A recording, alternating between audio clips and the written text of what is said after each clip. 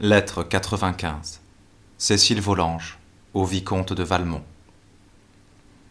Je vous prie, monsieur, de bien vouloir avoir la bonté de me remettre cette clé que vous m'aviez donnée pour mettre à la place de l'autre. Puisque tout le monde le veut, il faut bien que j'y consente aussi. Je ne sais pas pourquoi vous avez mandé à monsieur Danceny que je ne l'aimais plus. Je ne crois pas vous avoir jamais donné lieu de le penser, et cela lui a fait bien de la peine, et à moi aussi. Je sais bien que vous êtes son ami, mais ce n'est pas une raison pour le chagriner, ni moi non plus. Vous me feriez bien le plaisir de lui mander le contraire la première fois que vous lui écrirez, et que vous en êtes sûr. Car c'est en vous qu'il a le plus de confiance, et moi, quand j'ai dit une chose et qu'on ne la croit pas, je ne sais plus comment faire. Pour ce qui est de la clé, vous pouvez être tranquille. J'ai bien retenu tout ce que vous me recommandiez dans votre lettre. Cependant, si vous l'avez encore et que vous vouliez me la donner en même temps, je vous promets que j'y ferai bien attention.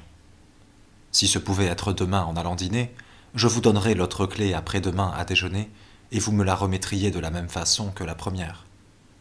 Je voudrais bien que cela ne fût pas plus long, parce qu'il y aura moins de temps à risquer que maman ne s'en aperçût. Et puis, quand une fois vous aurez cette clé-là, vous aurez bien la bonté de vous en servir pour prendre mes lettres, et comme cela, monsieur Danceny aura plus souvent de mes nouvelles.